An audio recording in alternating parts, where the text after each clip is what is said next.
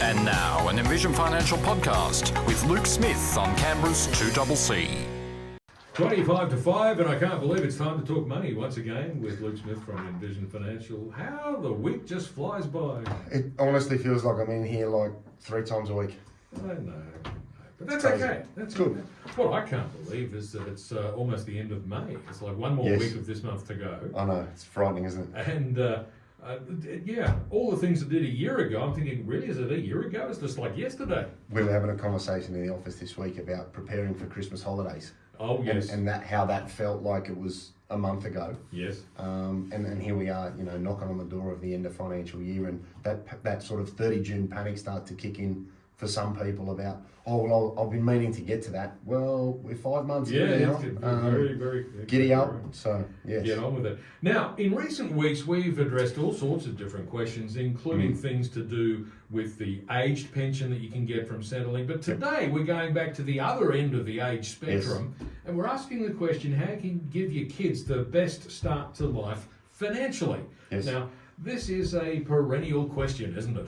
Yeah, look, it keeps coming up. It does, and I think we're sort of talking about it now because financially a lot of people are coming into the 30th of June, new financial year, new start, new budgets, and all of those sorts of things. So this could be one that you decide to incorporate into it. And I've had this conversation with many people this week, and I thought what a good continuation for the show is, what do I do for my grandkids?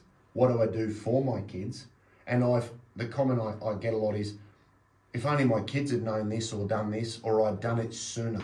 And you and I are sitting here today because for many years, it frustrated me that adults would come in and say, oh, look, I'm going to retire at 60. And I'd say, how old are you? 58. Mm-hmm. This super thing, should I look at it?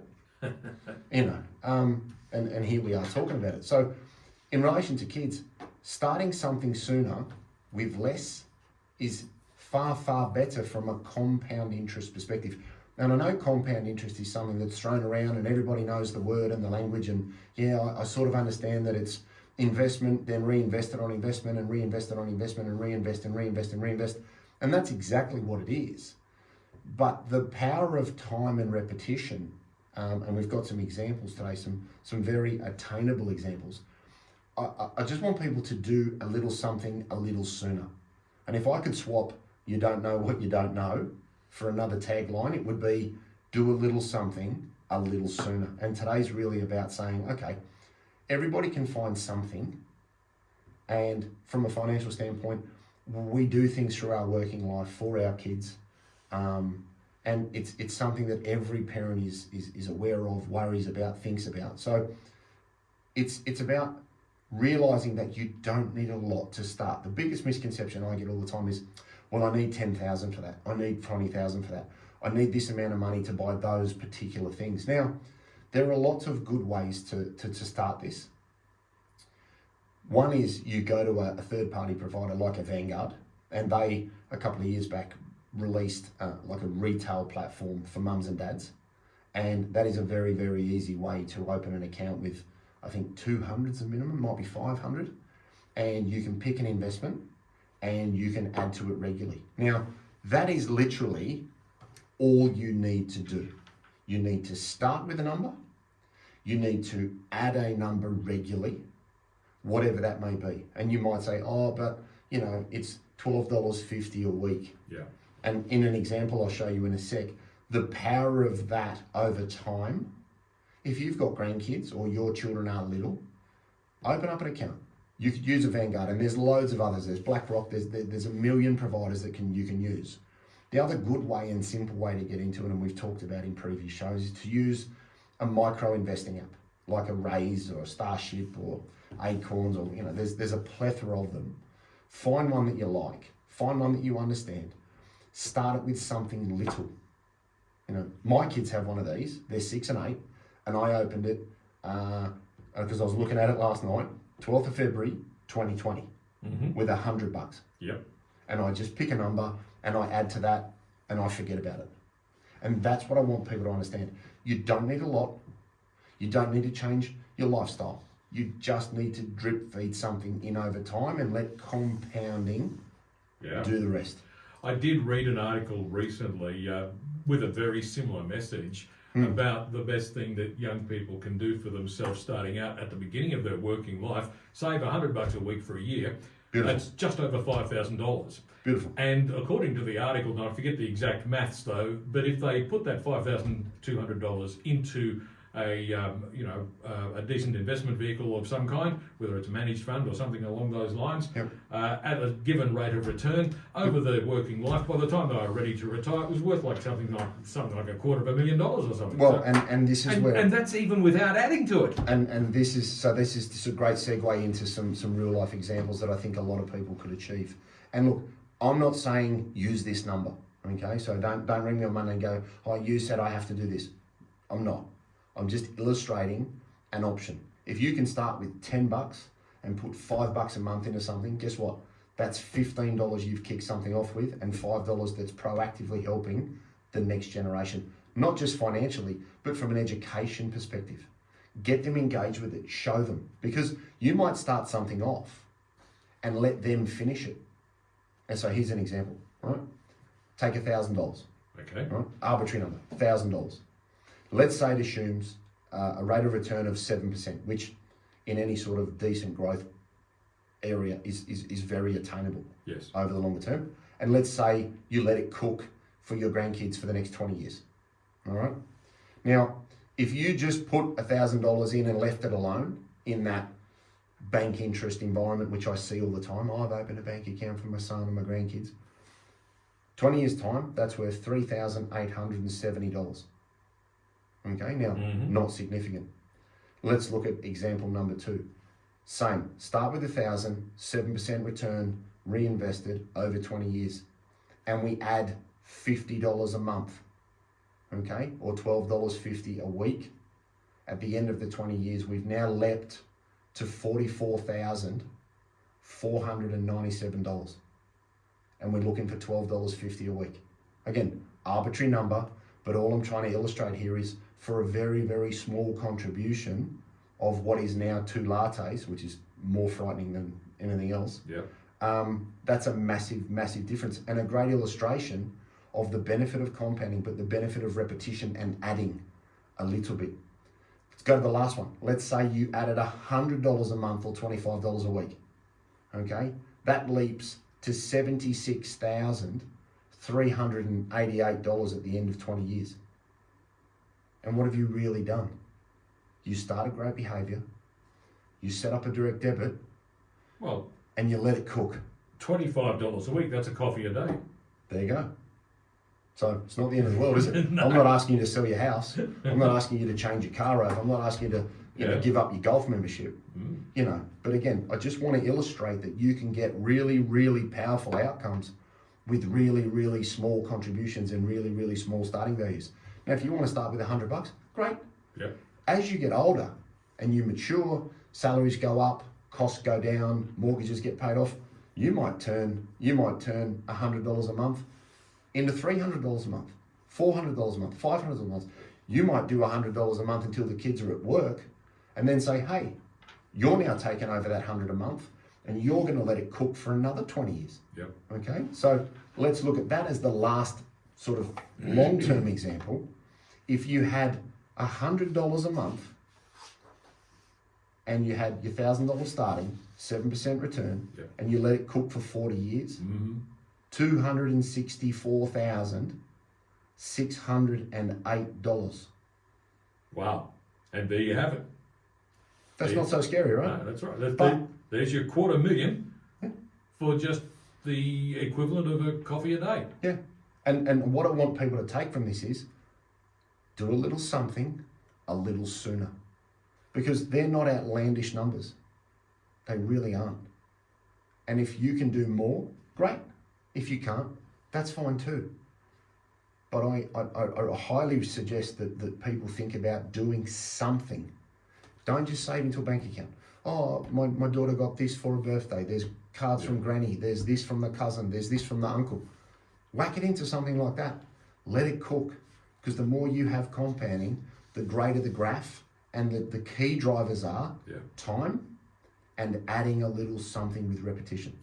Now, of course, the whole point of this is the compound accrual of the returns from the investment. Yep. So whatever is returned from the investment, whether it's dividends from shares or interest from deposits, goes back into the investment to make the nest egg bigger. And that's what they call the magic of compound interest.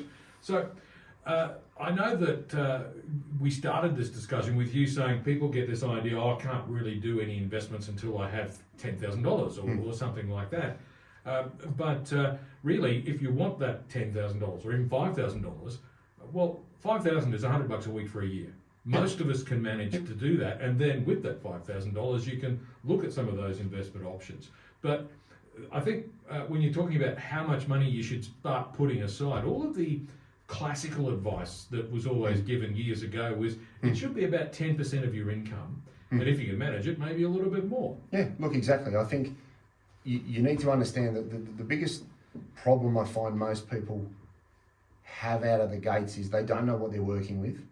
They become disenfranchised because something can't be repeated, or they've set their expectations too high, trying to keep up with a brother, a sister, a friend, a co-worker. Oh, they're doing this, I need to do this, and it starts to affect their lifestyle. And then you become disenfranchised and stop. It's a bit like going to the gym for a month and going, how come I'm not ripped? Oh, this is garbage. But if you turn up 3-4 times a week and you look at yourself in 3 years' time and go, wow, that just happened overnight. Yeah. It's the same sort of concept where just start it, don't look at it, and let it cook. It's the same old story, isn't it? Overnight success is usually based on years of hard work. 100%. Yeah, exactly. You can become an overnight success in 20 years, no problems. But again, I just want to break that misconception that you need heaps to start, it needs to be really difficult. You really don't. You can literally do the following. Log on to something like vanguard.com.au, pick a growth option, for example. Now that will give you a mix of 70% growth assets and 30% defensive. Now, if people go, oh, well, that sounds aggressive, guess what? 95% of people's super funds are holding that asset allocation.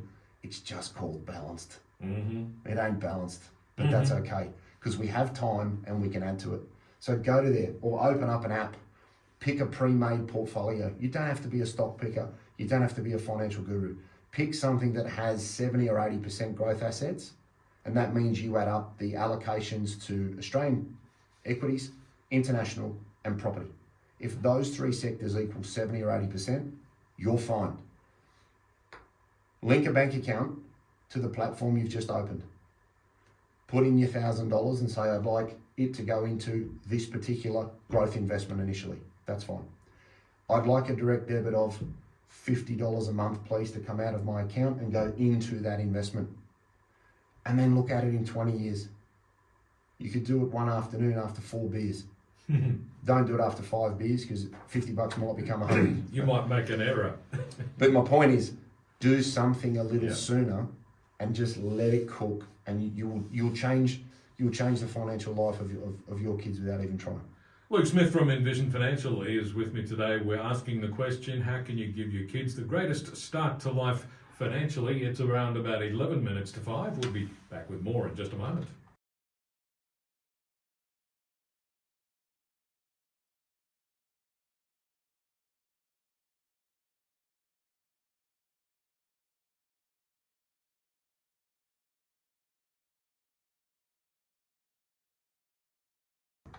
Well, it's about 7 minutes to 5 now. Luke Smith from Envision Financial is with me in the studio today. And we're talking money matters as we do on most Fridays, but today it's the age-old question. How can you give your kids the greatest start in life financially?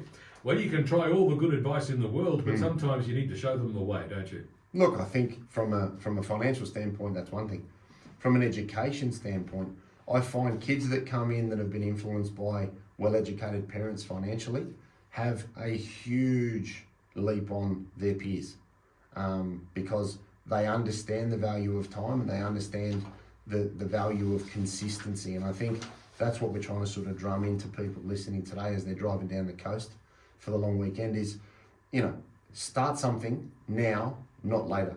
Start something smaller now rather than more later. I think you can add anything to a portfolio, and that could be part of some money from a kid's job when they get to that teenage years. It could be money that ends up in a birthday card from Nana. I would be saving something into a portfolio over a bank account for young children and just leave it alone. The two key things: automate and repeat. Automate, repeat. Set up a direct debit. Stop thinking about it. Don't look at it. You can always get money out. So you might have a goal and say, right, if we got X into the portfolio, when you're 20, I'll use that to buy you a car. Cool. You know what I mean? You need some incentive for the kids to remain engaged. But also remember that benefit of compounding doesn't have to end when they get to an age where they can access it. Yeah. Because they'll get jobs, they'll finish uni, they'll study, they'll get a trade, they'll earn their money, and they could take over that $100 a month, $50 a month that you've been doing for 20 years, and that could exponentially assist them compound things even further into their 20s, 30s and 40s. I think that leads you to that peace of mind that kids are well educated, because I think schools do a horrible job of teaching finance and useful finance. I don't think they teach it at all, do they? Oh, I'm glad you said it. I was just trying to be nice on a Friday. Well, see, I have not been in school for a long time, but when I was there, the closest we came to it was financial math, which gave us some formulas. It was all very dry and technical, though. It wasn't proper advice on how to manage your budget and things like that. And it's not useful. You know, it's great that you know pi, and it's great you can find X, but can you find some money to set up an investment portfolio? I think you can use ETFs as a cost-effective way to get really good diversification. So pick a provider that gives you some decent choices. As again, Vanguard is just one, but as the largest or one of the largest issuers of investments on the planet, you couldn't really find a more high quality provider than that. Or look at a micro investing app, because we live and die with our hands on a phone, and you can use an app and be engaged in that process and teach the kids. But technology should be your friend. Use it. And I think if you can automate and set up a direct debit and not have to manually do it yourself, there's less chance of you diluting that benefit and then forgetting or becoming disenfranchised. So set up something small, save regularly. If you can add to that and increase the frequency or the size of your savings, wonderful. But more importantly, let it cook, let it cook, let it cook. And I think your kids will be, one, very well educated with good behaviours, and two, engaged to then continue to set themselves up and use that money at some point for a house or a building or whatever. And gone are the days where you had to save up thousands of dollars before you could call a stockbroker. You can just do it all on your phone, as you say, and you can start with micro investing apps, and it's been made so easy that it's no excuse. And the other thing is, the micro investing app, whilst it sounds small, they do use very high quality exchange traded funds as their investment option. So don't think that you have to use a lesser quality product. You really, really don't. So it's do your investigation, find something that works for you. So where can listeners get more information? Yeah, office number, still 62604749. We've got envisionfinancial.com.au on the internet. That's Envision with an E. We've got the podcast, The Strategy Stacker. Luke Talks Money on iTunes and Spotify. We've got the YouTube channel, Envision Financial Canberra. We've got the shorts on there. We've got the Strategy Stacker handle on the TikToker. And all of this type of investment information is in Smart Money Strategy, your ultimate guide to financial planning, the book that is in all good bookstores, all bad bookstores, Amazon and Booktopia. You're getting in ahead of me now, aren't you? I know it's coming. Indeed, indeed. Luke, thanks very much, and we'll catch you again next week. See you next Friday. Luke Smith from Envision Financial, back with us again at the same time next Friday afternoon to talk money matters all over again.